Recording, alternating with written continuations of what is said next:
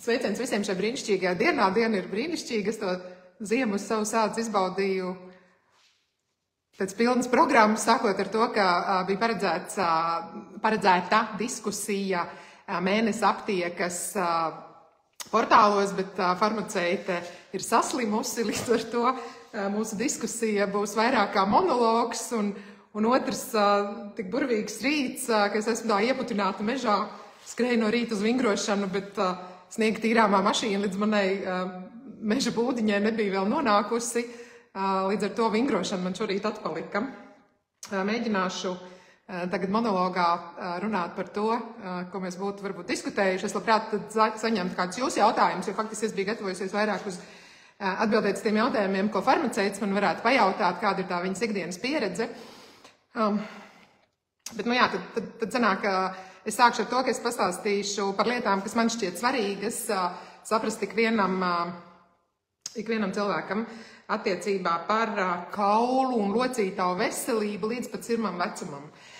Faktiski mēs runāsim vairāk nevis par tām lielajām nopietnajām autoimūnijām diagnozēm, kā reumatoīdais poliartrīts vai psoriātiska artroze vai šīs te lielās nopietnās autoimūnās locītavu slimības, bet daļa no sarunas noderēs arī tur, jo faktiski mēs vairāk runājam, šodien runāsim vairāk par osteoartrītu, par artrozi, par tiem procesiem, kas notiek locītavās pamazām novecojot. Un tas, ko es parasti stāstu, ka novecošana, lai arī mēs it kā izskatāmies jaunāki, varbūt nekā mūsu mammas mūsu vecumā, tā bioķīmiskā novecošana nekur nav pazudusi. Un faktiski tas, ka cilvēkiem locītavu problēmas, locītavas sāk krikšķēt, brakšķēt, sāpēt daudz agrākā vecumā nekā agrāk. Asinsvadi tāpat ir sliktāki daudz agrāk, ja šie infarkti agrākā vecumā. Novecošana nekur nav pazudusi.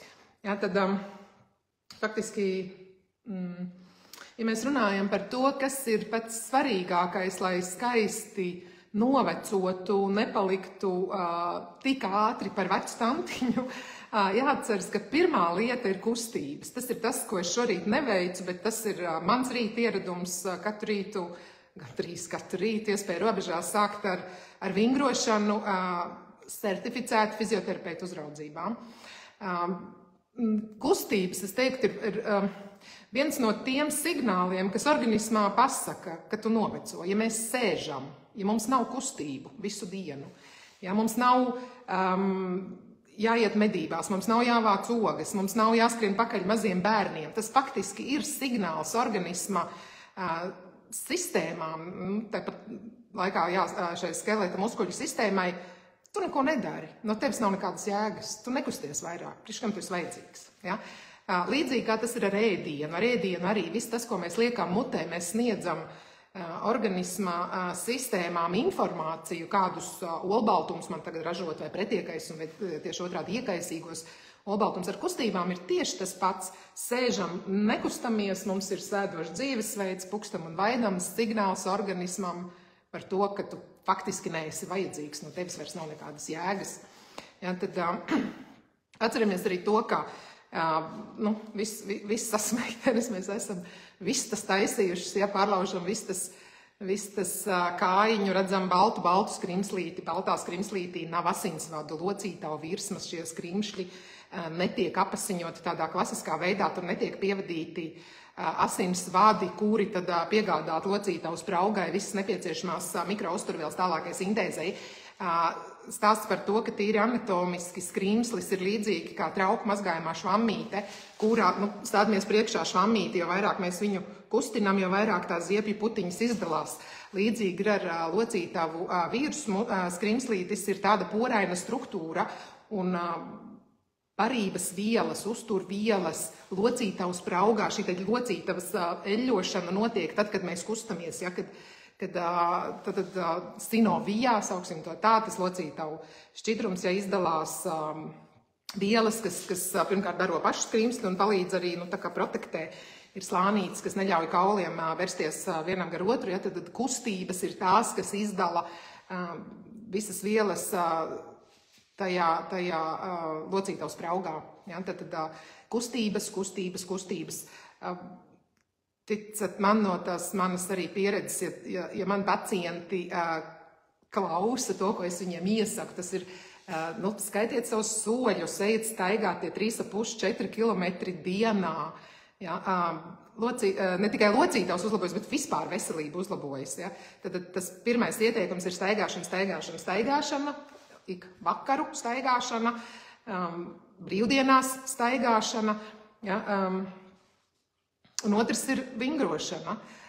Man bija jautājums šeit iepriekš, kādi ir tie vingrojumi, bet es domāju, līdzīgi kā mums katram ir savs ginekologs, frizieris, manikīrs, mums katram vajadzētu būt arī savam fizioterapeitam, draudzēties ar fizioterapeitu un iet vingrot. Es vairāk domāju, šīs te pilates tipa vingrošanas, stiepšanās vingrojumi, certificēta fizioterapeitu uzraudzībā, kurš spēs novērtēt, kāds ir jūsu ķermeņa stāvoklis, cik jūs esat simetriski, kādi vingrojumi, kurā brīdī jums ir nepieciešami.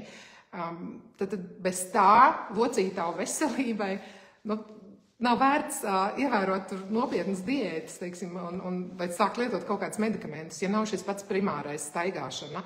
Ja mēs 8 stundas nosēžam darbā, ja, tad izrēķinām, cik soļus mums vakarā tomēr vajadzētu nostaigāt. Cita lieta ir šī varbūt pārmērīgā sporta slodze, skriešana ar nepiemērotiem apaviem pa asfaltu, pa cietu virsmu. Arī šai sakarā laicīgi ir vērts pievērsties varbūt ortopēdiskiem apaviem, mīkstām zolītēm, ortopēdiskām zolītēm. Vēl ir šis brīnišķīgais teiciens, ka vecums iestājas tad, kad skaisti apavi ir ortopēdiski apavi. Ticiet man, arī es jau gadus, 5 vairāk, pārsvarā staigā ortopēdiskā veikalā izvēlētiem apaviem, un tam ir milzīga nozīme. Tā kā draudzējamies ar tehniskiem ortopēdiem, apmeklējam šo te ortopēdisko apavu veikalus, arī tur ir ko izvēlēties, un noteiktās situācijās, pirmkārt jau sportam, šai ikdienas staigāšanai izvēlamies labus, piemērotus apavus, lai nebūtu papildus nevajadzīga slodze, šis te trieciens locītavām. Ja mēs runājam par uzturu, tad pirmais, ko es gribētu teikt cilvēkiem, kuriem ir locītavu problēmas, ir locītavu sāpes, īpaši ceļu sāpes, un tie varētu būt jau diezgan jauni cilvēki, pat pusauģi. Tas mans pirmais ieteikums parasti ir pamēģināt atmest glutēnu. Lai arī es parasti cenšos visam, ko es saku, sniegt tādu bioķīmisku skaidrojumu, patiesībā attiecībā uz glutēnu, es nepateikšu kaut kādu nopietnu bioķīmisku konceptu, kāpēc tā ir, bet ir vērts izmēģināt, ir vērts atmest, izslēgt no uztura glutēnu saturošus produktus, teiksim, uz 3 mēnešiem. Tas būtu tāds labs minimums, lai jūs novērtētu situāciju. Nepietiks ar mēnesi, ja? Jo glutēna sensitivitāte ir diezgan izplatīta. Teiksim, tā nav celiakija, ja mēs nododam, teiksim, cilvēki nodod antivielas uz celiakiju, un nē, celiakija nav. Tomēr tādās ģenētiskās analīzēs, ko es diezgan bieži arī taisu, šos te īpašos gēnus, kas dod celiakijas riskus vai glutēna sensitivitātes, atrodu bieži. Lai arī mūsu gastroenterologi saka, ka tie var būt ir tikai 10% populācijā, tad cilvēki, kuriem ir celiakijas riski, faktiski no tiem, jau gan 200 no tām 200 ģenētiskām analīzēm, mēram, kuras esmu veikusi, es teiktu lielākai daļai cilvēku. Labi, ja kādi 20% varbūt ir, kuriem nav ģenētisku risku uz celiakiju vai glutēna sensitivitāti. Tad vienkārši mēģinājums pašam ar sevi atmetam glutēnu uz 2–3 mēnešiem un paskatāmies, kas notiek tad. Es teiktu, pārsvarā, īpaši, ja runa iet par ceļu sāpēm, ja ir problēmas ar ceļiem, atmetam glutēnu, skatāmies, kas notiek. Un šie 3 mēneši varbūt būs tāds periods, kad cilvēki būs iemācījušies arī mainīt savus paradumus. Ja tas nelīdzēs, celiet to glutēnu atpakaļ, ja vajag. Ja? Bet tas ir laiks, kurā mēs būtu iemācījušies arī drusciņi pamainīt to diētu, un ja tas palīdz, un ticiet man, daudzos gadījumos tas tiešām palīdz, ja? Tad atkal bingo, mēs esam palīdzējuši savām locītavām. Tāds skaidrojums no vienas puses varētu būt šī molekulārā mimikrija, kad noteikts antivielas pret glutēnu nobaltumiem veido krusteniskas reakcijas un veidojas antivielas arī pret teiksim, locītavu virsmu struktūrām. Tas būtu viens skaidrojums. Otrs skaidrojums ir, es varētu teikt, apcukurošanās, ja, jo faktiski ogļhidrāti, ne tikai glutēnu saturošie produkti, tātad maize, makaroni, ja, dažādi miltu izstrādājumi, vispār tiek pielikt klāt vēl cukurus, ja, stādamies priekšā tādu kožļeni. Ja. Kožļeni ir diezgan staipīga. Līdzīgi salīdzināsim šo staipīgo kožļeni arī ar mūsu cīpslām, saitēm. Ja. Diezgan tāds staipīgs, mīkstus un padevīgs. Un tagad iedomājieties čupa-čups, kur iekšā ir tā kožļene, ja, un apkārt karamele, jeb cukurs. Un līdzīgi notiek arī situācijās, kad mūsu organismā dažādi iemesli dēļ ogļhidrātu ir par daudz, cukuru ir par daudz. Viens ir tāpēc, ka mēs viņus uzņemam par daudz, un otrs varbūt tāpēc, ka ir atkal noteiktas lietas organismā, teiksim, insulīna sensitivitāte, ja, ka cukurus nepietiekami iet šūnās, viņš ilgāk peld asinīs, vai vēl viena lieta, ka noteikti atkal kaut kādu bioķīmisku reakciju dēļ cukura un olbaltuma saistība ir lielāka nekā mums gribētos. Faktiski notiek olbaltumu apcukurošanās. Visi zinām glikētais hemoglobīns, ko nodod, lai spriestu par cukura vielmaiņas traucējumiem organismā. Ja, tad tas arī, kas tas ir apcukuroti eritrocīti pēc būtības. Ja. Līdzīgi varētu būt arī ar tiem olbaltumiem, kas ir uz mūsu cīpslu saturs. Ja, tad pie ogļhidrātu vielmaiņas traucējumiem, pie situācijām, kad cukuru ir vai nu par daudz, vai viņi ir dažādi iemesli dēļ defektīgi, daži bioķīmiskie procesi notiek locītavu šo te saišu apcukurošanās. Un tad, kad ir apcukurošanās, tad mēs kļūstam stīvāki. Es domāju, ka tas varētu būt viens no izskaidrojumiem, kāpēc ir uz vecumu tomēr stīvums. Mums ir starta stīvums, izkāpjam no gultas, pieceļamies no dīvāna, mums ir šīs starta, ja, stīvums, starta sāpes. Nu, tas viens skaidrojums ir proteīna apcukurošanās. Tātad tas ir par to, ko mēs varētu sākt izslēgt. Viens ir kustības, ja, un otrs tātad pamēģinam uz kaut kādu laiku izslēgt glutēnu saturošos produktus un runājot par šiem cukuriem, mēģinam izslēgt, jeb samazināt, iespējams samazināt viegli pieejamos ogļhidrātus, ja, cukurus, dažādā veidā saldumus. Paliekam faktiski uz tādas foršas dārzeņu plus gaļa zivis diētu. Ja runājam vēl par nakteņu dzimtu, arī tas bieži vien tiek pieminēts, ka nakteņu dzimti, tātad tomāti, kartupeļi satur noteikts bioķīmiskas vielas, kuras uztur iekaisumu. Un te ir stāsts par to, ka jebkuru locītavu tādu nopietnāku problēmu gadījumā būs abas šīs komponentes, gan deģenerācija, kaut kāds locītavu nodilums, gan iekaisīgā komponente. Agri vai vēl viņi pievienosies. Par iekaisīgo komponenti mēs vēl runāsim, tad, kad runāsim par dažām citām uztura vielām.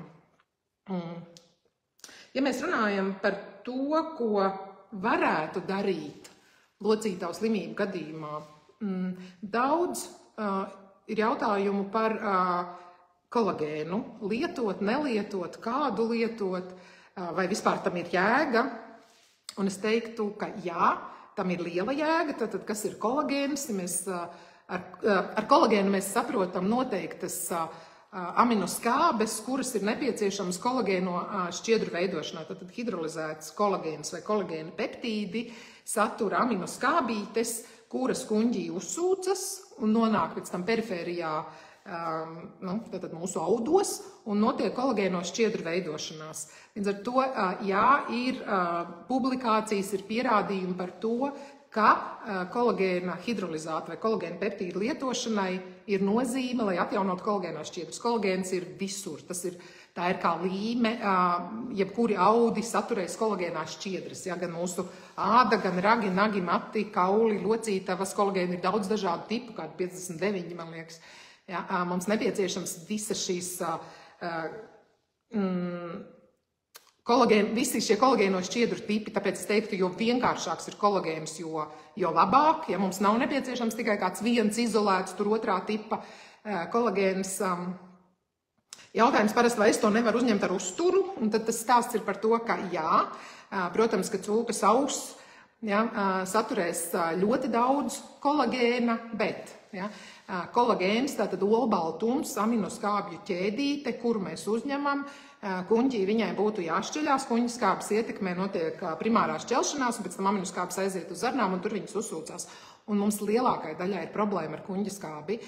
Lai notiktu olbaltuma primārā šķelšanās, ir nepieciešama kuņģskābe, un tie cilvēki, kas dzīvo stresā, sākot jau ar sportistiem vai nezinu, klientu apkalpošanas daļā, cilvēki, kuriem ir nepārtraukta komunikācija cilvēkiem, viņiem ir ārprātīgs stress, skolotāji, ārsti un tā tālāk. Tikko kā mēs dzīvojam stresā, tā kuņģa skābe izdalās sliktāk, jo kuņģa skābe ir atkarīga no tā, cik mierīgi un līdzsvarot mēs esam. Kuņģa skābe izdalās tad, kad ir aktīva parasimpātiskā nervu sistēma, nevis simpātiskā. Līdz ar to teorētiski varētu būt tā, ka to cūku ausu mēs varam ēst, bet nebūs kuņģa skābe, nebūs primāra šķelšanās, līdz ar to no cūkas auss mazāk uzsūksies zarnās aminoskābes. Principā, ja mēs runājam par kolagēnu substitūciju, par kolagēnu lietošanu, tad labāk ir jau šie sašķeltie, ko nozīmē kolagēnu hidrolizācija vai peptīdi. Tas nozīmē, ka mēs uzņemam kolagēnu, kurš jau ir sašķelts tādās, kur 2 aminoskābes vai 3 aminoskābes ir kopā, un tas atvieglo uzsūkšanos un nonākšanu perifērijā, un tad jau notiek tālāk sintēze, jaunu kolagēno šķiedru veidošanu. Un tad nākamais solis ir nepieciešama tā sintēze, tur perifērijā, jaunu kolagēno šķiedru veidošanu. Vai tur pietiks tikai ar tām aminoskābēm? Tāds ir jautājums. Jo faktiski tas atkal ir vesels bioķīmisku reakciju komplekss, kolagēno šķiedru veidošanu. Mēs esam pievadījuši aminoskābes, un tad ir nepieciešami daudz dažādi citi mikroelementi. Piemēram, lai kolagēnās šķiedras veidotos, C vitamīns ir nepieciešams. C vitamīns nepieciešams, lai tās aminoskābītes sastātos normālā ķēdītē atkal. Vai varš, piemēram, ir nepieciešams, lai šķiedras veidotos, lai šīs aminoskābu ķēdītes, tā kā tāds dzīpariņš savītos savā starpā, lai kolagēnā šķiedra būtu pietiekami izturīga, tad varš ir nepieciešams. Tur ir nepieciešams arī mangāns. Mangānam ir tāda pati nozīme kolagēno šķiedru veidošanā. Tā kā kolagēnam ir nozīme, un tad, ja kāds saka, ka viņam nav efekta no kolagēna, būtu vērts padomāt, vai tur ar tām citām visām uzturvielām ir ok, vai tur ir C vitamīns pietiekams, vai ir pietiekams nodrošinājums ar mikroelementiem. Nākamais, par ko parasti runā, ir chondroitīns un glikozamīns, pilns aptieks ar glikozamīniem. Es teiktu, ka ir efekts. Ir efekts, tad gan glikozamīns, gan chondroitīns ir skrīmšļa sastāvdaļas, kurām ir nozīme atkal, lai mēs veidotu savu skrīmšļa struktūru, arī cīpslu struktūru. Ir pētījumi par to, ka cilvēkiem ar osteoartrītiem, ar šiem te locītavu novecošanās procesiem, glikozamīna un chondroitīna līmenis ir samazināts. Tad papildus lietojot, pie tam efektīgi pētījumi ir īstenībā bijuši tādi, kur cilvēki lietojuši diezgan ilgi. Tie pētījumi uz kaut kādiem 6 mēnešiem, piemēram, vai pētījumi uz 2-3 gadiem, lietojot glikozamīnu un chondroitīnu. Rengenoloģiski ir pierādīts, ka locītavu sprauga normalizējas. Tad gatavi labi pētījumi. Pie tam, kas gan ir interesanti, ka pētījumā uz diezgan daudz cilvēkiem, man liekas, tur kaut kādā uz 500,000 tas bija, un kur bija šī pietiekami ilgā lietošana virs 6 mēnešiem, tika secināts, ka efekts gan ir atkarīgs no brandiem, no labiem produktiem. Nezinu, tas uz ražotāju sirdsapziņas, kādi ir šie produkti, bet tas gan bija secinājums, ka ne no visiem glikozamīniem, ne no visiem chondroitīniem ir efekts, ka ir jāizvēlas labi, zināmi, kvalitatīvi ražotāji, atbildīgi par saviem produktiem. Par vāro es it kā izstāstīju, molibdēns, mangāns, tātad mikroelementi, kuriem ir nozīme kaulu minerālu blīvumā, tieši tāpat ir nozīme mūsu locīto struktūru. Es pastīšos, par ko es vēl varētu runāt, jo man ir šis monologs gandrīz nebija gatavots par D vitamīnu, par magniju. Jā, par D vitamīnu, man liekas, mēs runājam pēdējā laikā tik ļoti daudz. Un tas ir zināms stāsts par to, ka D vitamīnam ir milzīga nozīme kaulu locīto veselībā. Izrādās, ka D vitamīna receptori ir uz katras tās šūnas, kas ir locītā spraugā, kas ir uz cīpslām, D vitamīns tur piedalās. Tad ir pierādīts Aiovas sieviešu veselības pētījumā uz 20,000 sieviešu, uz lielu grupu sieviešu vecumā no 55 līdz 59 gadiem. Viņas novēroja 11 gadus un secināja, ka osteoartrīta, ja, vai artrozes, smagums korelē ar D vitamīna līmeni asinīs. Tā kā sakojam savam D vitamīna līmenim, un es teiktu, jo lielāks mums ir autoimūnoslimība risks, tas tāda interesanta tēma. Jā, jo šim D vitamīna līmenim būtu jābūt lielākam, un tā norma, jā, es domāju, ka nav vairs nekā 35, 45, normāli 60, 70, jā, tas varētu būt jūsu līmenis, varbūt pat vēl vairāk.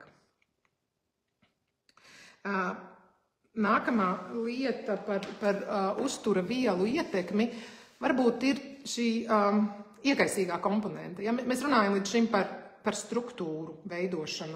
Glikozamīns, chondroitīns, hialuronskābes, nepieminēja hialuronskābe, tieši tāpat. Hialuronskābe, viela, kura piesaista ūdeni daudz reiz vairāk, 10 reižu vairāk nekā viņas pašas molekulu masa. Hialuronskābe arī uz vecumu organismā, respektīvi hialuronskābes sintēze samazinās, līdz ar to mēs paliekam sausāki, izžūstam. Ja? Tādai iekšķīgi lietotai hialuronskābei varētu būt nozīme ne tikai locīto virsmu veselībā, bet visur citur, kur mēs runājam par kaut kādu sausumu. Ja?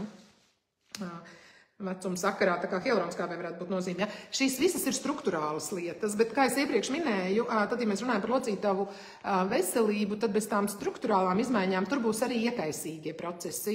Agri vai vēl viņi pievienosies. Ja? To varbūt tie, kuri jau izbaudu savas ādas, šīs te locītavu problēmas, artrozes, zina, ka laiku pa laikam kaut kur pasāp. Pasāp pāris nedēļas pāriet, tad kaut kur citur atkal pasāp un pāriet. Ja? Šī te iekaisīgā komponente.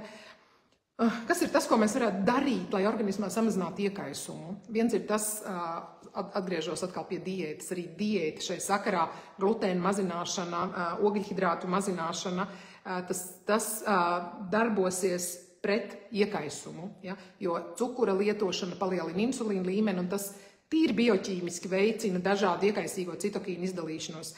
Ēdot to, ko mums nevajadzētu ēst, ēdot lietas, pret kurām mums veidojas antivielas, ja notiek imunoloģiska reakcija, izdalās iekaisīgie citokīni, viņi aiziet sistēmiskā cirkulācijā un uztur mums iekaisumu. Tad neēdam to, ko nevajadzētu ēst.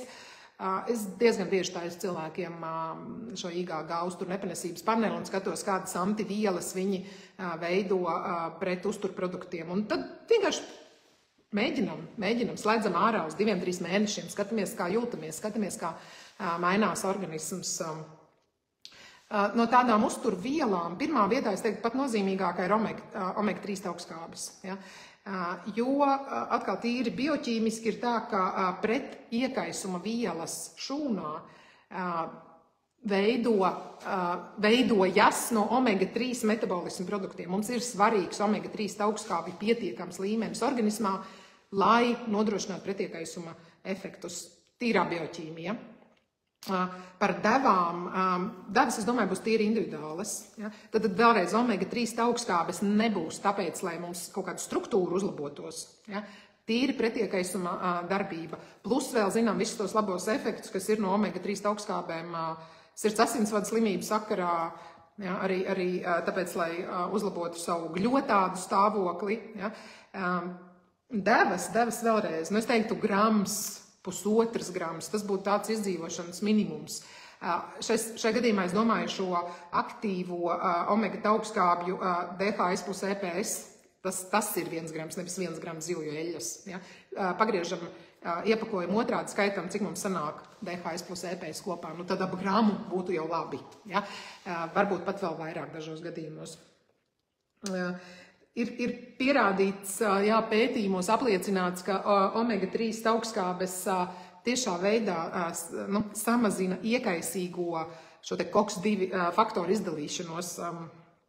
Tad ir pierādīts, ka mazina rīta stīvumu, mazina nogurumu, samazinās nepieciešamību pret nesteroīdiem pretiekaisuma līdzekļiem. Kādā pietiekami lielā pētījumā vispārējā uzlabošanās 80%. Tas ir par omega-3. Vēl no tādām augu lietām, kam ir pierādīta pretiekaisuma iedarbība attiecībā uz locītavu sistēmu, ir kurkuma, tumeriks.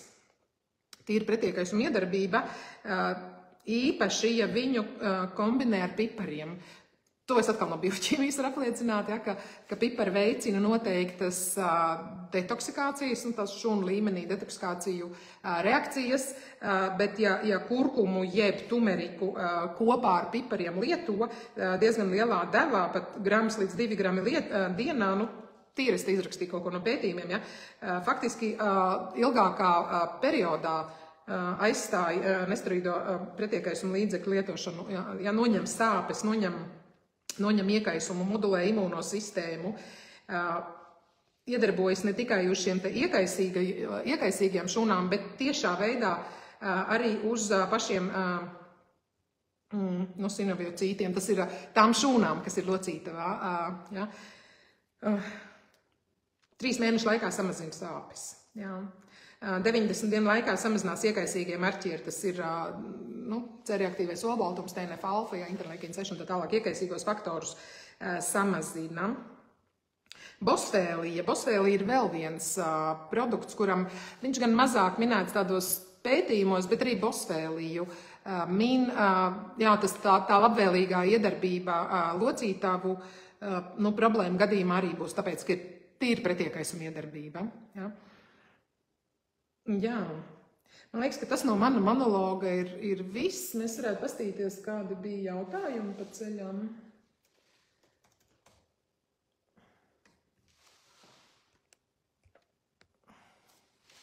Kā ar podagras izraisītām locītavu sāpēm? Podagras gadījumā es sāktu ar diētu, draudzējamies pirmkārt ar savu reumatologu, draudzējamies ar uzturu speciālistu. Šis ir tas gadījums, kad diētā ir milzīga nozīme. Un pretiekaisuma iedarbība, tad arī podagras gadījumā būs šīs 2 komponentes, iekaisīgā komponente un struktūras bojājums. Ja mēs runājam par struktūras bojājumu, viss tas, ko minēja, ir spēkā. Glikozamīns, hondroitīns, hialuronskābe, kolagēns, C-vitamīns, mangāns, molibdēns, varš. Šiem visiem ir nozīme struktūras atjaunošanā, arī podagras gadījumā. Es teiktu, tad, kad podagra ir tādā miera fāzē, nav akūta iekaisuma, ar struktūras atjaunošanu ir vērts nodarboties. Un arī minētās pretiekaisuma vielas, tad, kad nav akūtā iekaisuma fāze. Akūtā iekaisuma fāzē noteikti ir jānodarbojas ar klasisko medicīnu, ar normālām zālēm, tās, kuras jums ārsts ir izrakstījis. Bet uzturēt, pagarināt, nepieļaut pāsinājumu, arī šīs iekaisuma nomācošās vielas noteikti noderētu. Kā ir ar krila eļļu? Ļoti labi ir ar krila eļļu. Krila eļļai ir labāka biopieejamība, tāpēc mēs varbūt varam atļauties lietot nedaudz mazākas DHS plus EPS devas. Tā problēma ir tikai tāda, ka atkal ņemiet, paskatieties, cik jūsu dotā krila eļļa satura DHS un EPS. Skaitam kopā šo, jo tam ir nozīme. Parasti tam komerciāli pieejamajām krila eļļām nav pārāk lielas omega devas. Viņas labāk uzsūcās, bet devai vienalga ir nozīme. Vai man vēl bija kaut kādi jautājumi? Vai K vitamīns obligāti jāuzņem kopā ar D vitamīnu? Es teiktu laiku pa laikam. Jā, es to izmantoju. Ir kaut kādi komerciāli pieejamie D plus K vitamīna, bet paskatāmies vienmēr, tur D nebūs pārāk daudz, tur varētu būt ap 1000 plus tad K vitamīns. Vai MK7 atsevišķi. teiksim, ar K vitamīnu es neaizrautos ilgstoši, pastāvīgi. D, jā, D mēs zinām, mums vajag arī cauru gadu, arī vasarā. D vitamīns ir jālieto tik lielā devā, lai mēs nodrošinām to līmeni, kuru mēs gribam, 60, 70, varbūt pat 80. Ja? Kaut kādu kursu veidā, mēnesi, 2 pauze atkal.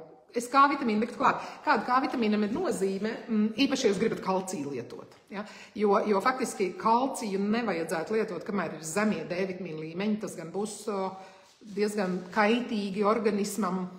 Ja tikai kalciju mēs varētu pievienot tad, ja D vitamīns ir normālās devās. Ja? Tātad K vitamīna uzdevums ir faktiski attīrīt asinsvadus. Viņš ņem kalciju, piesaista un inkorporē kaulu struktūrās.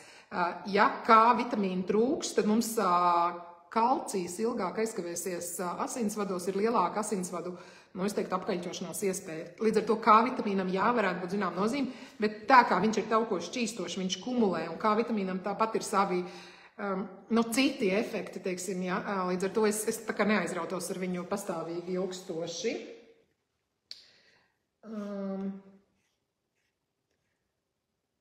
MSM locītavām, arī tā kombinācija. Es domāju, ka komerciāli arī diezgan bieži ir glikozamīns, kondroitīns un tas MSM ir klāt. Arī vienkārši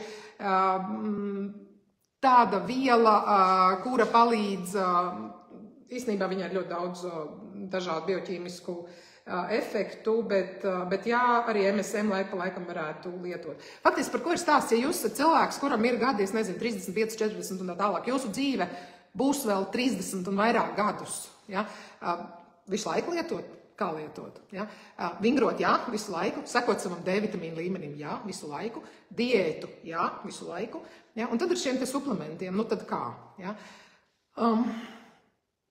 Jūs visus tos 30 gadus tāpat laiku pa laikam kaut ko mainīsiet. Kādreiz nomainiet, paņemat tādu, kur ir tikai glikozamīns, kondroitīns un MSM, kādreiz paņemat kaut kādu pilnīgāku kombināciju. Šad un tad pamainiet. Es teiktu tā, teiksim, tas locītavu sāpes ir ceļu sāpes. Varbūt ir vērts, reizi gadā iziet tādu nopietnāku kursu, piemēram, 90 dienas non-stopā katru dienu izdzert kaut kādu normālu kompleksu. Ja, man arī mājās stāv visu laiku, es nezinu, reklamēt, No tiem, man liekas, kas Latvijā komerciāli pieejamiem ir Ortomol Artro Plus, un man viņš arī stāv, es tepat pagrābšu no savas virtuves, jo es nekur neesmu aizbraukuši šorīt. Es lietoju savu Ortomol Artro Plus, es zinu, tagad ir rudens, 3 mēnešus, es viņu izdzeršu katru dienu non-stopā, un būs, grumbas izlīdzinās, tas ir viens no foršākiem blakus efektiem, un pēc tam es viņu uzturēšu vienkārši, reiz nedēļā, 2 reizes nedēļā, jo, pa lielam 90 dienu laikā tiešām daudz kas atrisinās, un tad ir vienkārši šī uzturošā terapija. Tā kā, stāsts par to, ka laiku pa laikam mēs nomainām kaut kādus brandus, sastāvus, bet saprotam, ko mēs lietojam.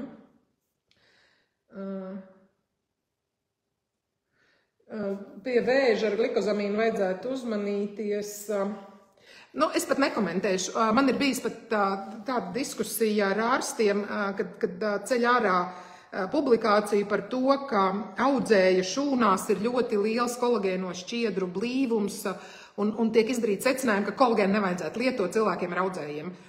Un tad es saku, labi, es izstudēšu to pētījumu, un es izstudēju pētījumu, un tur neviena teikuma nav par to, ka nevajadzētu lietot. Skaidrs, ka ja mums ir solitārs blīvs audzējs, mums ne vispār, solitārs blīvs audzējs, skaidrs, ka tur būs kolagēnās šķiedras, vairāk nekā citos audos. Vai kolagēna lietošana izraisa vēzi? Nē, tas pat netika vispār pētījumā apspriests. Tā kā nekomentēšu. Kurā gadījumā izvēlēties, interesanti par ortomolu, izvēlēties ortomolu osteo vai ortomolu artro plus? Ortomols viens no, es teiktu, tādiem vissakarīgākajiem ortomolu klāro kombināciju ražotājiem Eiropā. Vispār viņam ir 2 produkti, viens ir artro plus, viens ir osteo. Osteo būtu vairāk piemērots cilvēkiem ar osteoporozi. Tur ir tās vielas, kas nepieciešamas kaulu minerālu blīvumu atjaunošanai.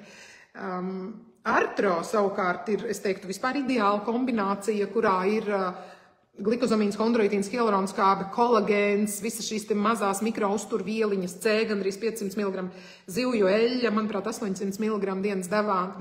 Varbūt varētu gribēt vairāk, bet ok, Tāpat arī D vitamīns tur ir iekšā, kur es domāju noteikti vajadzētu suplementēt, ja tas līmenis ir pazemināts.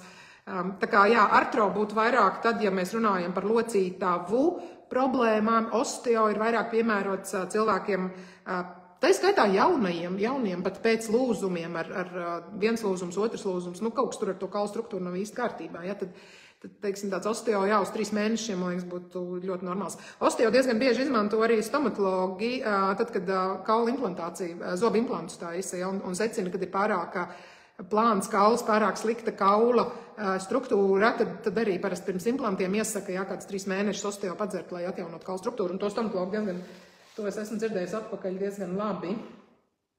Vai kolagēna devai ir griesti 12,000 problēmas ar žulti?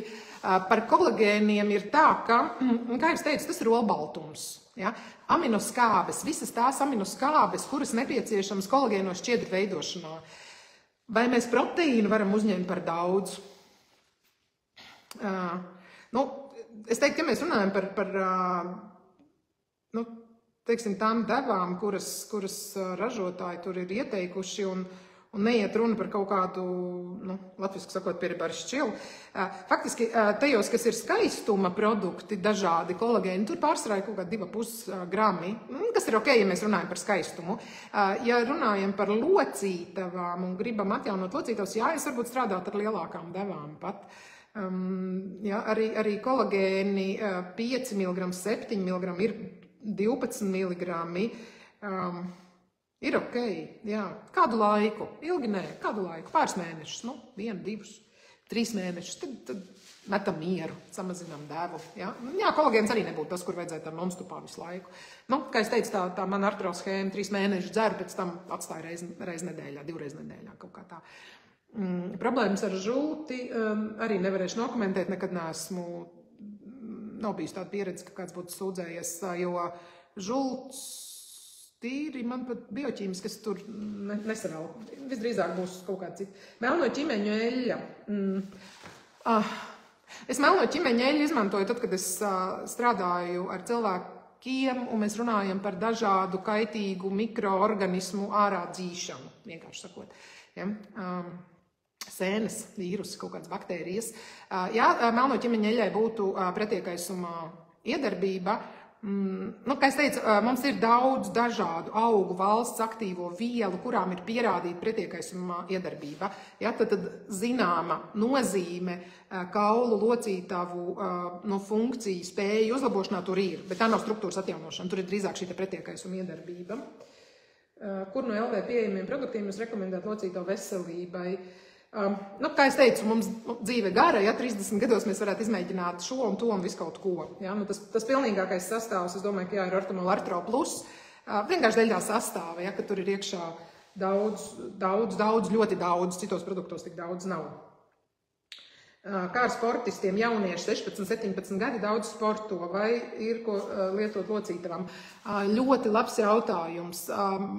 Man diezgan bieži ir bijušas mammas ar saviem jaunajiem bērniņiem, 9, 10, 13, 14 gadi, sāp celīši. Šlāte ir īsti nepierāda, nekas it kā nav, sāp celīši. Es esmu uz aklo iedevusi Artro, šo pašu Ortomol Artro Plus, paņemiet kaut vai, 10 dienu devas un izdzeriet tur katru, 2, 3 dienu, bieži vien pāriet. Ja? Kaut kas ar mikroelementiem, kaut kas tur varbūt diētā. Ja? Paskatāmies, cik daudz mēs cukurus lietojam, kas ir ar to ogļhidrātu slodzi. Atceramies, ka lielākais biets C vitamīnam tomēr ir ogļhidrāti. Ja, no C vitamīna ir atkarīgs tas, kā mēs veidosim savas kolagēnās šķiedras. No C vitamīna ir atkarīga arī kolagēno šķiedru veidošanās, bet C vitamīns organismā šūnā nonāk pa tiem pašiem receptoriem, caur kuriem ogļhidrāti, cukuri. Ja bērnam ir Uber ogļhidrātu pārāk liels cukuru patēriņš, C vitamīnam nav iespēja nonākt pietiekamā daudzumā organismā. Ja. C vitamīna nepietiks, būs sliktākas saites. Ja, tā kā es jauniešiem noteikti sāktu ar diētu, es pārskatītu diētu, kas ir ar to. Jā. Tad kaut kādu mazu mikroelementu kursu, jā, es saku, tīri empiriski, es esmu tā darījusi un es esmu daudzkārt redzējusi labus efektus. grumbas pazudīs. Jā, tātad viss tas, kolagēnās šķiedras ir arī, kā es teicu, ragi, nagi, mati, āda, ja, pēc ortomol artro plus kursa, varat padiskutēt ar savu manikīri, ko viņi saka par jūsu nagiem, ja, vai jā, tās grumbas, tas tiešā veidā, jā, saizlīdzinās, hialuroniskābi ir iekšā sastāvā. Ja. Jā, es vairāk jautājumus neredzu. Vai ir vēl kādi jautājumi? Ja